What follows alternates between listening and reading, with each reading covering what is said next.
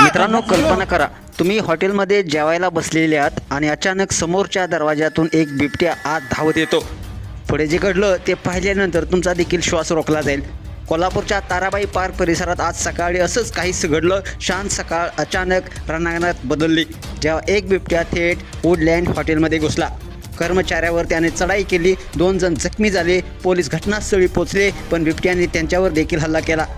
काही क्षणासाठी सगळं थांबलं होतं. लोकांच्या हाका, किंचाळ्या आणि त्यामध्ये बिबट्याचा थरार. हल्ल्यानंतर बिबट्या पळत महावितरणच्या ऑफिस परिसरात शिरला, मग ड्रेनेजमध्ये लपला. संपूर्ण परिसरात भीतीचं वातावरण पसरलं. हजारो बघ्यांची गर्दी आणि समोर वन विभागाचं पथक फक्त काठी आणि जाळं घेऊन. 2 तास चाललेल्या या थरारात अखेर वन विभागानं ट्रॅक्युलर गन आणि जाळं वापरून बिबट्याला अलगदरित्या पकडलं.